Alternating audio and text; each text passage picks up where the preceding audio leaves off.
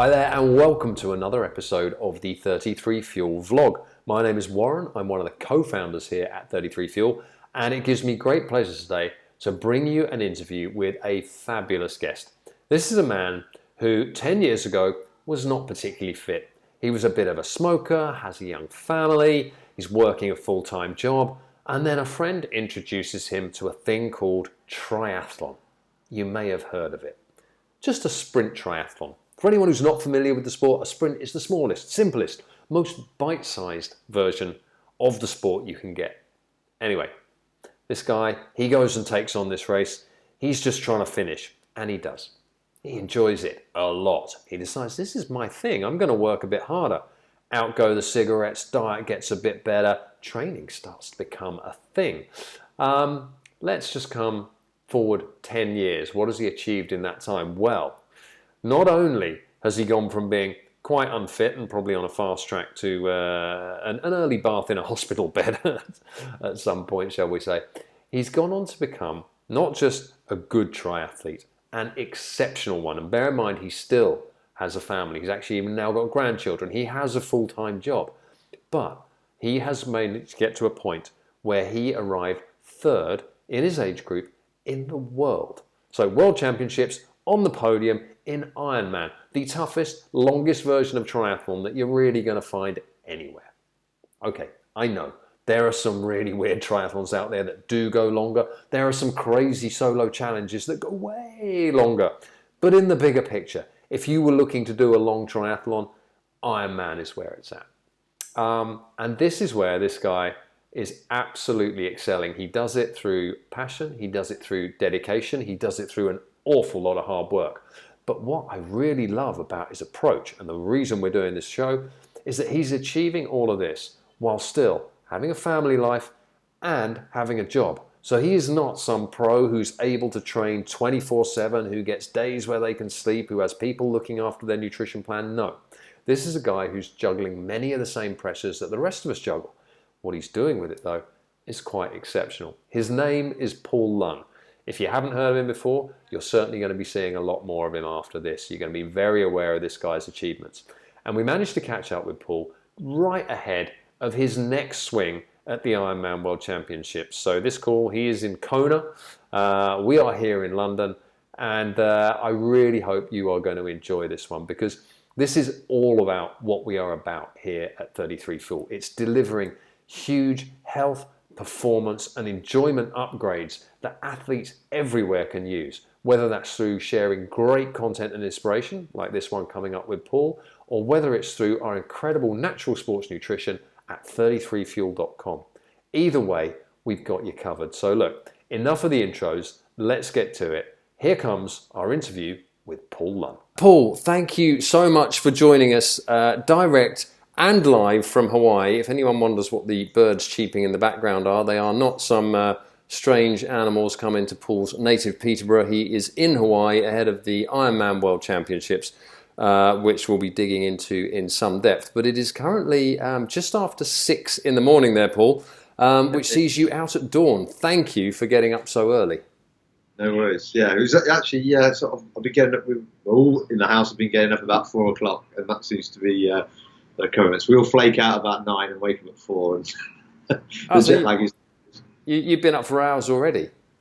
Yeah, a couple of hours. Yeah. Now I have to be honest with everyone here and say that due to let's just say operator error on our side, Paul and I have already done 10 minutes of this podcast and completely failed to record it, which is entirely my fault. We're now back at a second run, so I'll not be testing his answers against the previous one, but don't worry, the previous 15 minutes were excellent. I'm sure the next ones are going to be even better. But Paul, I really can't apologise enough for putting you through a double run at the beginning here. Where we were, the sort of areas we were digging into originally. You're in Kona for the Ironman World Championships, which we'll come to in a bit. But what we've been looking at was your story is one that, on many levels, all of our listeners will be able to relate to. You know, you have a full-time job, you have children, you have grandchildren, you fit your training around your work, and you love your sport. In your case, it's triathlon, which quickly morphed into Ironman. The difference is the absolutely blooming exceptional results that you are putting out. You know, your race times are dream times for most people. You know, and you've come 5th in the World Championships previously. You're routinely running. I mean, what is your current fastest Ironman time? I mean, I know it's 9 something, but where would that be?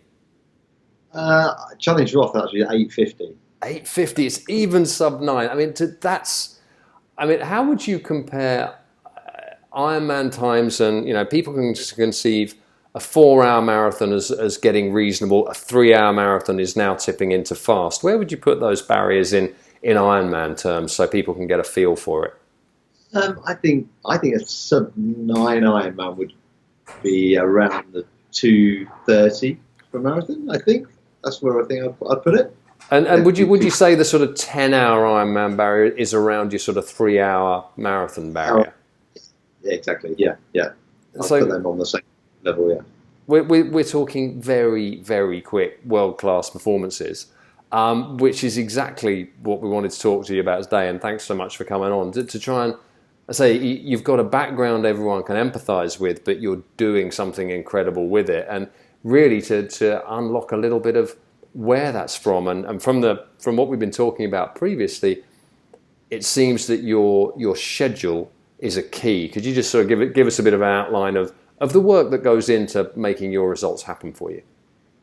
Yeah, well, I was speaking about before, the schedule is pretty busy. So having a coach first and foremost to put the sessions in, to tell you what you're doing. So I like to be just told what to do. So if it's there, I then generally just do it. And also, if you're training, I mean, the sort of volumes we're looking at, it's not massive volumes, but consistent volumes. So between sort of 12 to 13, maybe up to 20 hours for big weeks. So every day's probably got 2 sessions, one in the morning, one in the afternoon. So you haven't got the flexibility to move anything. So when you get up in the morning, you've got to do the morning session in the morning, because you can't say, oh, I'll do that tonight or I'll do it tomorrow, because there's another session to do. So when you get out in the morning, you're either going to miss that session or you're going to do it. So it's having that mentality really to switch the alarm off and not snooze it and get out of bed at 4:30 in the morning and go to the pool, because I'm not going to fit it in anywhere else. So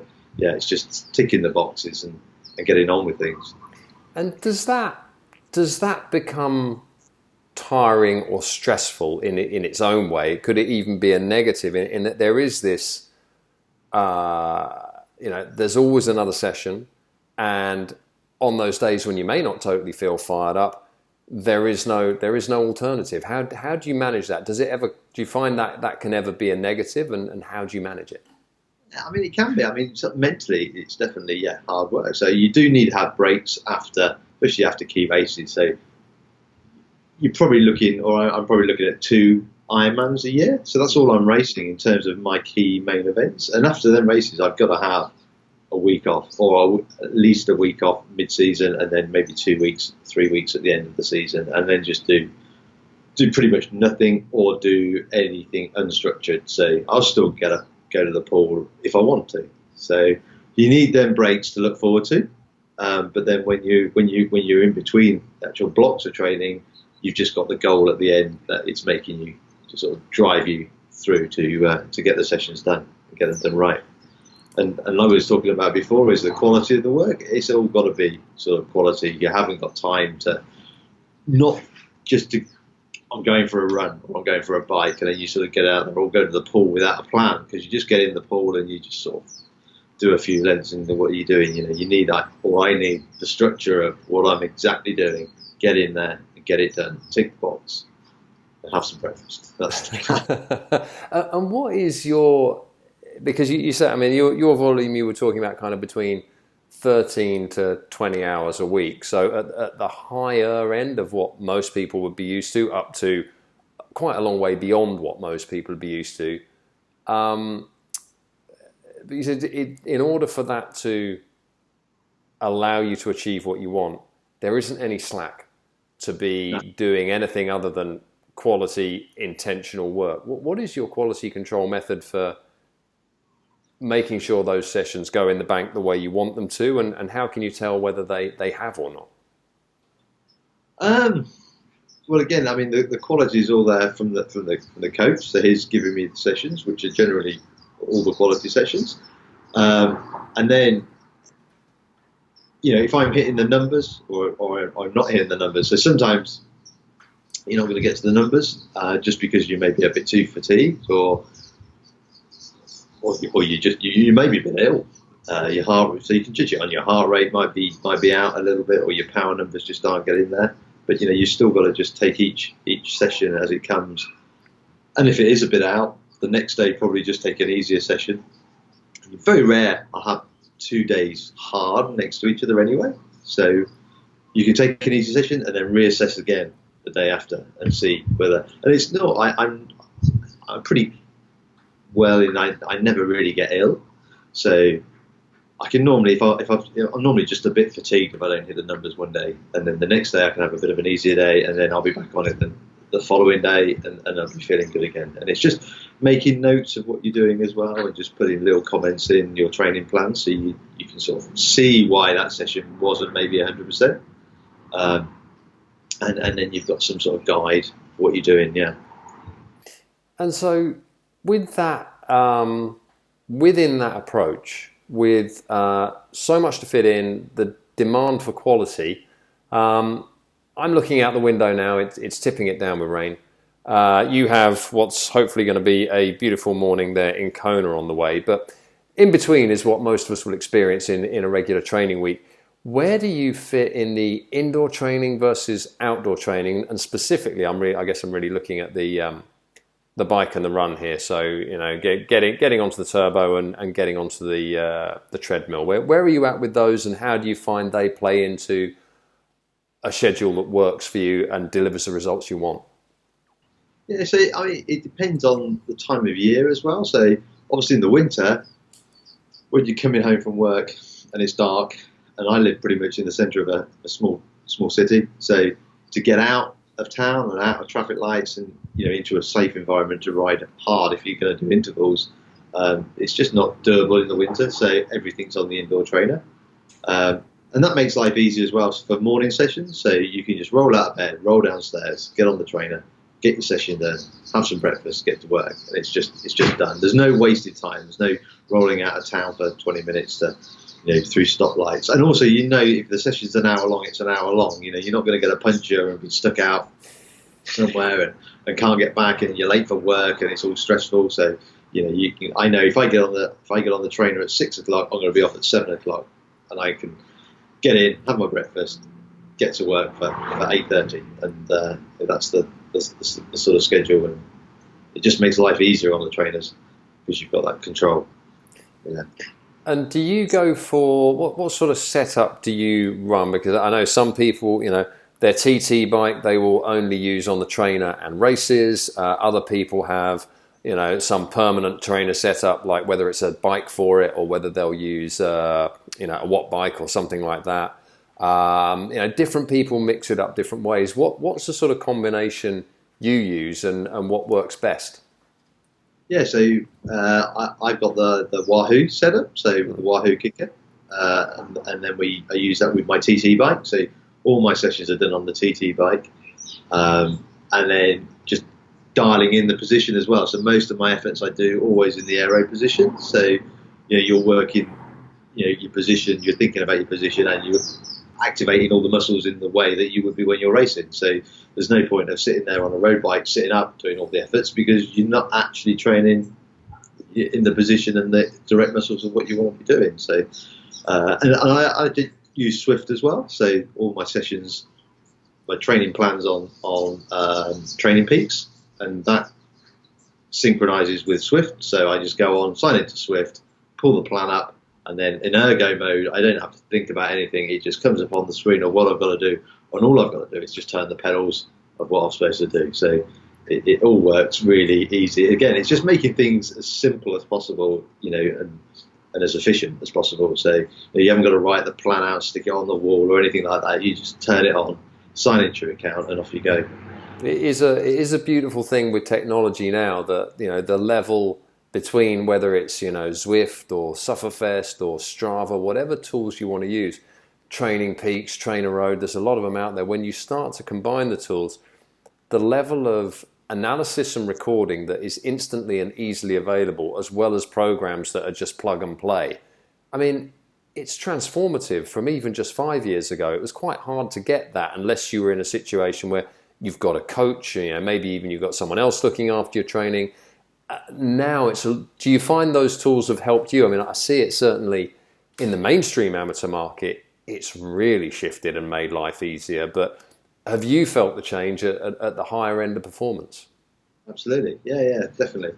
I mean, now as well, if you haven't, I mean, like I said earlier, I've got a good coach, so he can give me the sessions. But if you haven't got the sessions now, you can go into the software and you can pick out your training plan and pick out all the workouts are all there. So you don't even have to, do all that anymore. You can just pick a program and it will give you the sessions each week. Makes life a lot easier. And also the sort of community and the social aspect of it as well, because you can do group rides and all that sort of things nowadays, can't you? So you can be sitting in your lounge, with all your mates riding, or doing a session. I think Try 247 do one on a Wednesday night, for instance, where everybody rocks up and you just get on and you all do the workout together and give people support and encouragement along you go. And also I've done a few of the Try 247 ones, and you sort of sit in the group and you daren't back off because you don't want to be spat out the back. So it just gives you that extra sort of drive to I've got to keep going. I can't stop now. So they're good. And anything that will keep you going. I mean, yeah. And on the just on sort of finishing up on the indoor thing, is the treadmill something that you make use of, useful or not in your opinion? Yeah, I do. I do use the treadmill. I mean, depending on weather, I do like to run outside. I can't say I do. But if it is poor weather and it is peeing down with rain, especially in the winter, or if it's icy and snowy where it's just dangerous to run, I'll always jump on the treadmill. And then the month before I came out here, I was doing my sessions on the treadmill in the gym and trying to do some heat acclimation. So I would do a pretty tough session on the treadmill for an hour, get the core temperature right up, and then I'll jump in the sauna, try and hang out in there for half an hour afterwards as a bit of heat acclimation, which works really well for me. Okay, that's something I'd love to touch on a bit, because you're swapping climates, you're swapping geography. Peterborough, I used to live there, and I'm aware it's not the hilliest place ever. No. A friend's recent ride out in that neck of the woods, it had some 80 meters of elevation in it, and he was saying there were some very steep railway bridges on the way. So, I mean, how do you translate the two things actually?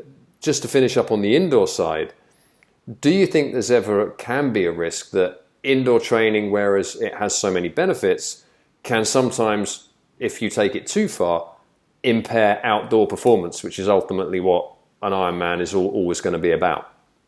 Yeah, definitely. I mean, you can see, I think I've always done Ironman 70.3 Mallorca, which has got a really technical descent on it. And a lot of races nowadays, you get the hillier races with the technical descent, and you see people riding the bike and they can't actually descend.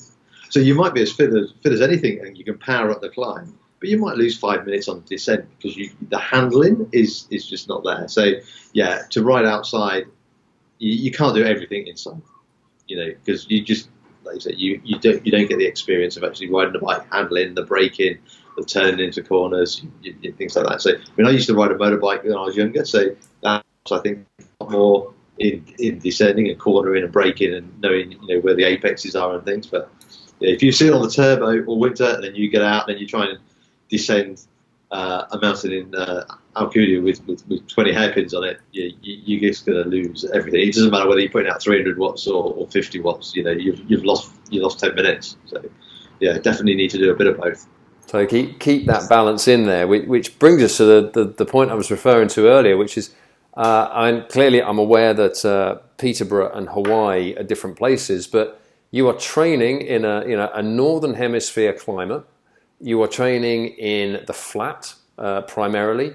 You're training around a full-time job for a race that is held against professional athletes on a tropical island with volcanoes and mountains. Yeah. Discuss. Yeah, well, the only thing in common is it's windy, and Peterborough being on the edge of the fens is windy. So yeah, that's the only thing I can draw comparisons with. But, yeah, I mean, like I was saying about the treadmill session, so it's sort of like I mean, we are lucky, as in we're at the end of our summer, so we do have the summer. It's not like being in a southern hemisphere where they're coming out their winters to race, Hawaii. So we've had a summer, and actually this year's not been too bad. So I've been short sleeves riding all year, but sometimes you can get it cold in September, and then you've had a month of getting cold. But so we come out of the summer, and then I've just been doing the heat acclimation on the treadmill. I do heat acclimation on the turbo. So my turbo is set up in the back of my garage, which are sort of dry lined out and insulated. So that's and it's got a heater in there, so I can get that up to sort of 85 degrees, no problem.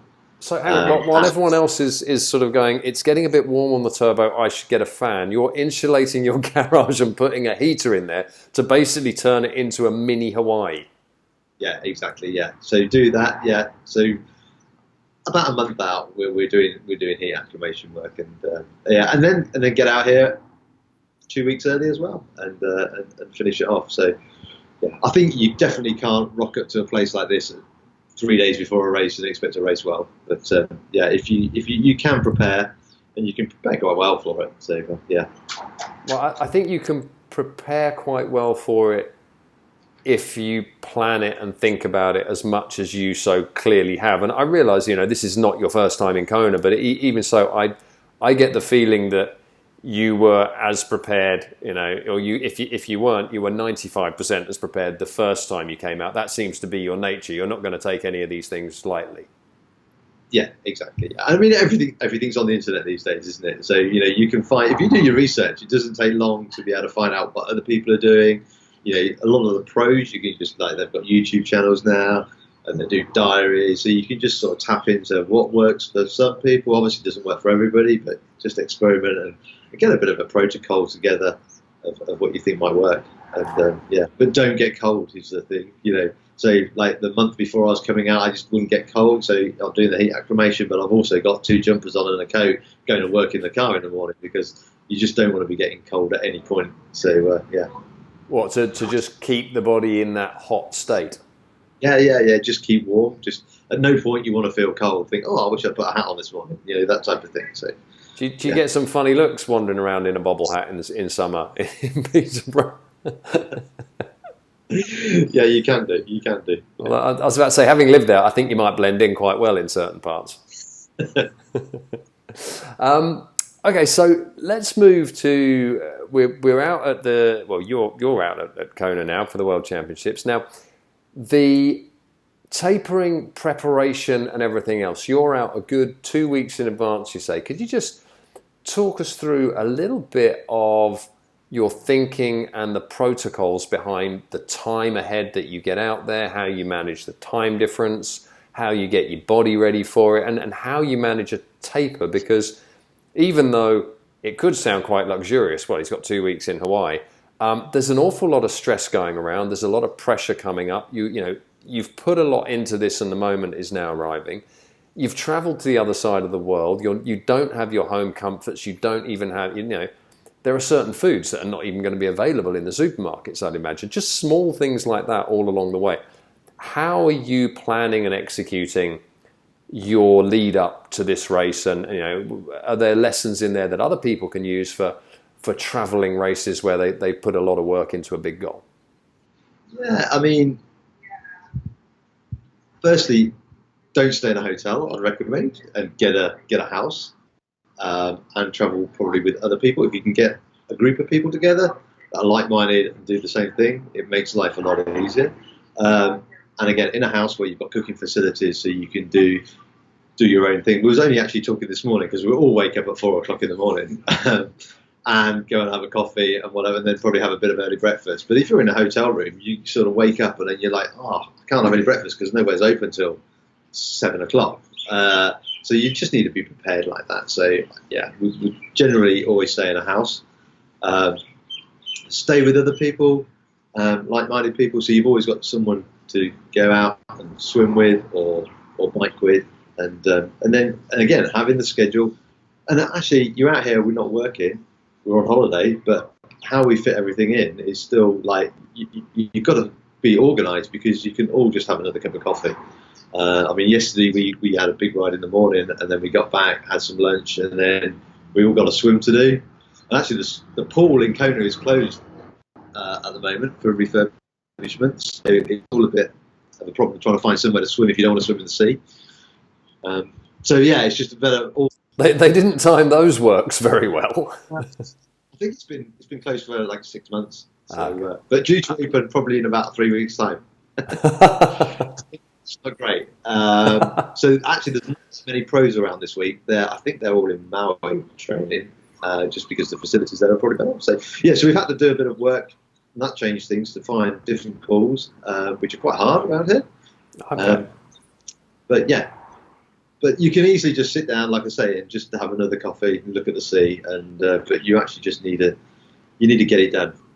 And in terms of the time difference, like I say, you sort of wake up at 4 or 5, but it's not a major problem, because the race is you're going to be up on 4 o'clock in the morning for race day. So we tend to stay on this schedule, get up early. We're all crashed out by 8:30, and it gets dark early here. It gets dark at 6, and it gets light at 6. So stay on that schedule, you have a coffee, you can get your early morning swim done as soon as the sun comes up, which we're going to do shortly. We're going to go down to the pier and have a swim, and then go and get some breakfast. So yeah, it's it all works very well, and you haven't got that got to go to work. So you suddenly gain 40 hours a week. Which, as we mentioned on the let's just say the lost recordings of this recording. It was your point I loved about the way you look at 24 hours in a day, and the way people will say to you with a schedule like yours, which effectively is train twice a day, every day, and don't ever miss a session.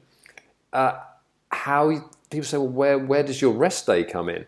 I'd love to just pick up on that there, because actually here in Kona you do have a little more space. It must be feeling like luxury, but can you just tell us a bit about that sort of approach to 24 hours and training twice a day? A day is 24 hours, so if you can easily have 36 hours of rest and still train every day. So on a Sunday, if you're only doing one long run on a Sunday morning, so you're going out, you're probably running for 2.5 hours or whatever on a Sunday morning early, and then you don't swim, you have a recovery day on the Monday, and you're just swimming in the evening. You've had 36 hours of recovery between the two, but not actually had a day off. So rest days can end up being 3 days if you're not careful. And I think that's what we were talking about with the consistency of training, keeping everything. Like if I have 2 days off, I feel like pretty dreadful, because it takes me a while to get back in. So you can recover. And when we're out here, I mean, this week actually is like a really big week. So I had an easy week before I came out, which was probably only about 11, 12 hours of really recovery. And then this week's actually 23 hours of training. So yeah, quite a big week this week. And again, that's to get acclimatized to the weather. So we've got some big, long, hard sessions out on the bike and run in the heat to acclimatize. And then next week we'll be right backed off, and it'll be a sort of a 1 week taper really. So we had an easy week, a really hard week, and then an easy week. Yeah, that's the way hopefully will work. This is a bit different approach this year, so we shall see. It certainly sounds very, very well thought out. And the two things, I think the two core lessons so far that people I think could really take from this, and that I'm really drawing from what you're saying. One is consistency and the compound interest benefit of doing, every day. You don't see a leap. There's not one magic bullet. It's an awful lot of hard work, just layered gently on top. Would you say that that's an accurate sort of interpretation of one big part of your strategy? Absolutely. Yeah, it's just a matter of laying on top of each other every night, and it's not something you can do in a season. It's something that you've got to build up over years. So I think it was probably in the previous recording where we talked about the sort of the plan and the goals of of where you want to go and where you want to. So mine was a 3-year plan to get to Kona really originally, and that was 3 years of just layering on all the sessions and consistently layering it all together, and eventually you can just build slowly on that. You can't get anything overnight here, and you can't just come into the sport really and expect to be knocking out 9 hours after a season of training really, unless you come from obviously a background of sport. Yeah, a former professional athlete in one of the disciplines may have an edge, but there's I think most people can understand, turn up, do the work, be consistent, keep it coming. But then everyone has days, you included, you said, where you don't totally feel like it. And we'd referred to this before. I'd love to just sort of dig into it a little here. How do you keep the fire burning? Because without the motivation, you can show up for that session, you can execute that session, but unless you've got motivation and intention, you can't necessarily hit the goals you want to, because that's, there's not, like you said, it's all quality work, which means there's a serious amount of effort going on. How do you maintain the motivation and keep the fire burning? I think it's just goal setting. Yeah, so you set the goal, and that's what gets you up in the morning. That's if you want that goal enough, you face it. You're gonna whatever it takes to get to that goal. So, and if you set achievable goals over a period of time, so if you want to, like you said before, when I did my first triathlon, the sprint triathlon, it was your first it was just to finish a sprint triathlon, and then once I'd done that was to do an Ironman, and then I think I set the goal to be a sub 10 hour Ironman. So, and then when I done that, you can see, I was in the top 100 in my age group. Let's try and get to Kona, and then that was a 3-year plan, and then it was to get to Kona, and then let's get on the podium, and then I think the first year I was 5th, and then last year I was 3rd. So then this year, obviously, I'm motivated to get a little bit higher. So and the harder the targets get, the more I think you're driven to train and to get there. Yeah. But that path for you it's a 10-year journey from, well, what's this triathlon thing? I might have a go at a sprint, which for anyone not familiar with triathlon is the shortest possible triathlon you can do. It's a very limited level of fitness is required, if any, to go in and have a go and finish a sprint. A competitive sprint is something else altogether. But that was just 10 years ago. You were at that point of like, I wonder what this sport's about. I mean, how was your fitness at that point? Well, 10 years ago, I couldn't swim a length of the pool. And I couldn't run around our local rowing lake, which is only a K lake. So, 2K. I could poodle around on my bike, but just recreationally. But that was the limit. So sorry, go on. And I was actually smoking at the time, and liked a pint, and So far from any sort of sporting background really at the time. And that it reminds me of it's a quote from Tony Robbins. I think it is, we overestimate what we can achieve in a year, and underestimate what we can achieve in a decade. People who might think, well, you might put in a pretty or likely a very ugly Ironman finish in a year, that'll probably put you off the sport for life. But to go from sprint and keep layering on and building that intention and the goal and the fire like you've done, 10 years later, you're standing on the podium at the World Championships in Hawaii in an Ironman, the hardest possible triathlon, racing absolutely astonishing speeds that most people couldn't comprehend. I just think that's an incredible example. How does it feel to you when do you get time to look back and sort of reflect on how far you've come, or are you much more forward focused? How do you balance those two? I'm a bit more forward focused, really. I don't really ever look back, I don't think. I just focusing on the next thing going forward. Yeah.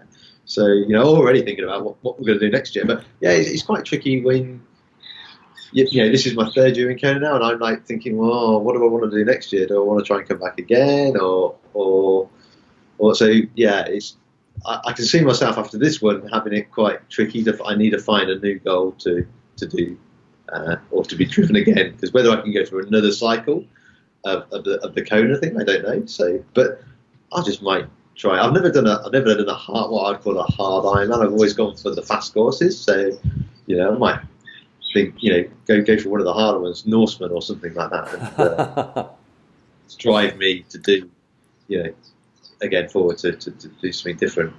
But we shall see. See what comes next. Well, there's a little bit of work to do ahead of that, and I don't want to sort of confuse the waters ahead of that. But where do you stand on tapering, and how does a taper look for you? Because I'm aware that you've already mentioned, sort of referred to the fact that at a day or two off, you find it, you feel a bit more sluggish getting back into it. Your body is used to ticking over at a certain pace. So what does a taper look like for you, and how might that be different to someone who does lower volume or is earlier in their career in the sport?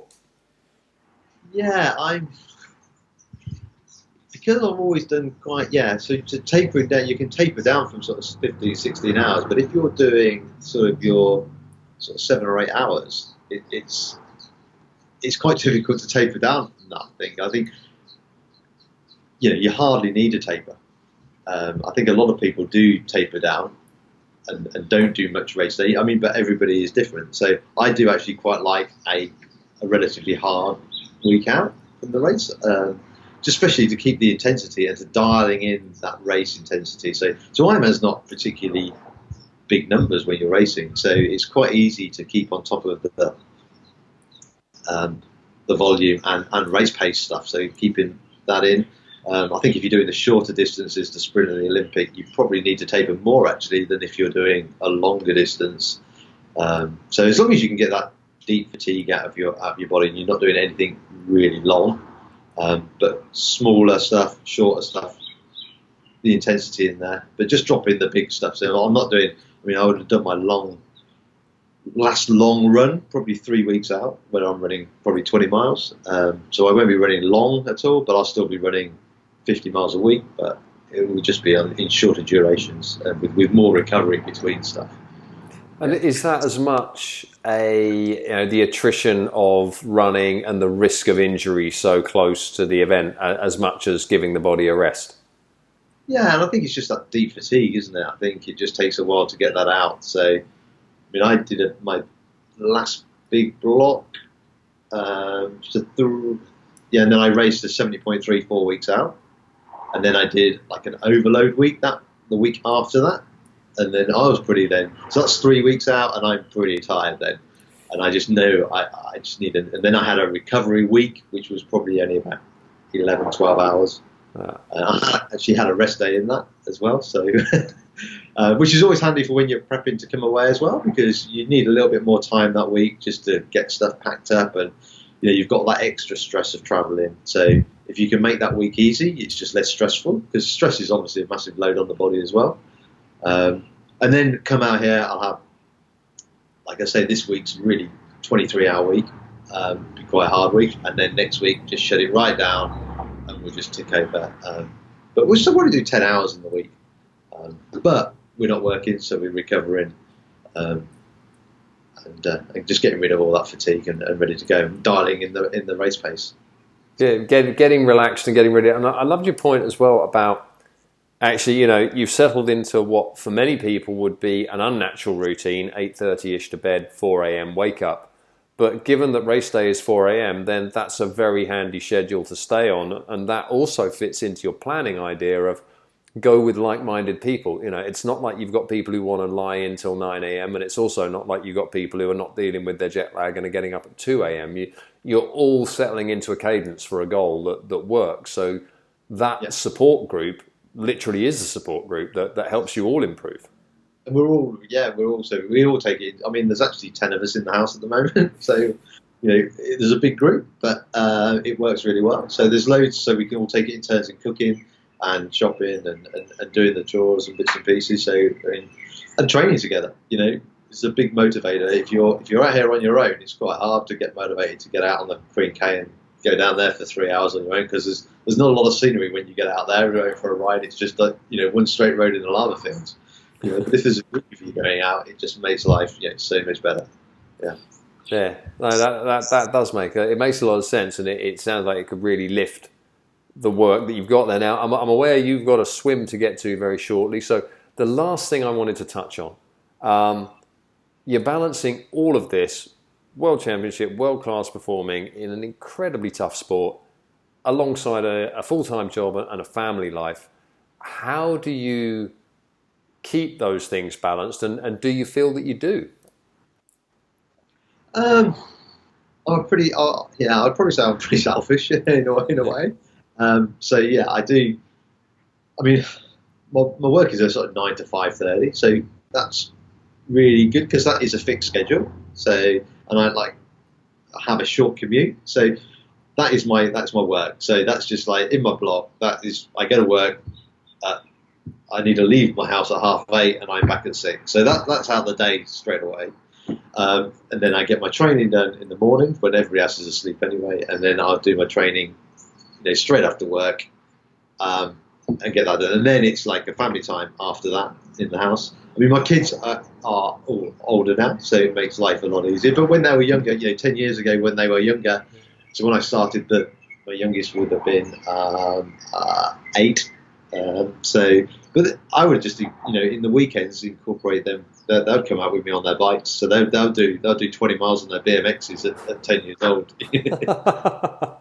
They'll always come out with me on my runs at bits and pieces, and I get up early. And I mean, now they're older; they don't get up till 11 o'clock in the morning. So I'm out and I've got my sessions done on a weekend before they've even known I've been gone. So I come back, I'll cook breakfast, and then they'll get up, and then we have the rest of the day together. So the weekends, I think I can just get it done in the morning. And you're not doing long rides all year. I'm only doing, if you think with an Ironman training, your biggest rides are probably 5 hours, but you're only doing probably 2 or 3 of them. Most of the rides are sort of 3.5, 4 hours. So yeah, if you get out at 6, you're back at 10. It's job done, and you got the rest of the day. So yeah, it's just putting certain blocks in and then keep it to the routine. And I just keep to a routine, and it makes life easier. Everybody knows what you're doing, so I think the family's been really supportive, and they know that Dad goes out on his bike on a Saturday morning, and that's what we'll do. And then we spend the rest of the day together. Well, I think there's 2 parts in there. One is your, this is what's happening, this is the schedule. It's very definite, it's very intentional. But beyond that, it's really interesting what you said about the kids, because it's not, families grow and change. The age of your kids makes a huge difference. If you've got 2 kids under 5 or under 3 versus, you can have 4 kids over 18 or over 15, and you're absolutely right. You're not going to see them before midday any day of the week, given a choice. Yeah, it makes a massive. Yeah, people with. I never got into the sport when my kids were little. So yeah, when they're sort of really dependent on you, it makes life really, really hard, I would think. And when I see top performing athletes that have got younger kids, I'm quite, how on earth do you do that?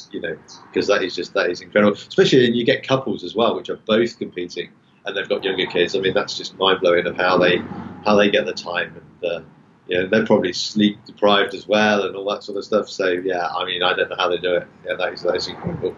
Well, it sounds like you've hit a sweet spot in that you were there full time, exactly like you say, when they're at that younger age when they really need a lot more attention, and now well, let's face it, you've got rid of the cigarettes. I bet you've lost a bit of weight. You probably put about 10 years on your life, so that there's another benefit for everyone further down the line. Yeah, I mean, again, my oldest son's actually out here with me because so he runs. So again, they become good training partners as well. So yeah, I do a lot of running with my oldest son. Yeah, so he's training for Frankfurt Marathon actually. So he's in his last couple of weeks and of prepping for that. So actually, I went out and did.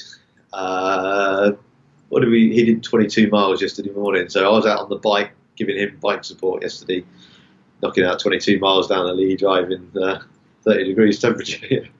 That is some serious running. I think also that may be some future challenges for you, because if he starts to follow in your footsteps at all, how long can you keep him at bay? How long until he overtakes you? You've got a good few years in the bank yet, but that could be a spectre. He's way faster than me now. Way faster than me. But he doesn't swim on a bike, so he's only a runner. But yeah. all in good time. Well, look, you've mentioned the swimming. I'm aware you have a swim session to get to in about 3 minutes. I'm also aware that your schedule is your schedule, so let's not have you running off in the middle of this without being able to say goodbye. Paul, thank you so much for making the time on what looks like a stunning morning out there in Hawaii, and here's to a cracking World Championship performance from you. Thanks very much for all the input, insight and entertainment. No, well, thank you very much. Thanks for the invite for coming on. It's been a pleasure. Cheers. Enjoy. Thank you. Thank you. So there you have it, Paul Lunn, ladies and gentlemen. What a show and what an inspiration. Proof positive that there are no magic silver bullets out there. But if you keep layering on the compound interest that comes from hard work, motivation, inspiration, dedication, all those things, a love for what you're doing, and some way of keeping it fresh so those goals are always pushing you, then really there's no limit to what you can take on. And if you're someone who's just thinking, well, maybe I should try a bit of triathlon, Paul got to the World Championships in 10 years less. I think it was 7 years the first time he arrived at one. So where could 10 years put you? I absolutely love thinking about things in that way. It just gives me a lift. It's very easy. We get so focused on what am I doing today? What did I achieve today? What am I doing next week? What's happening tomorrow?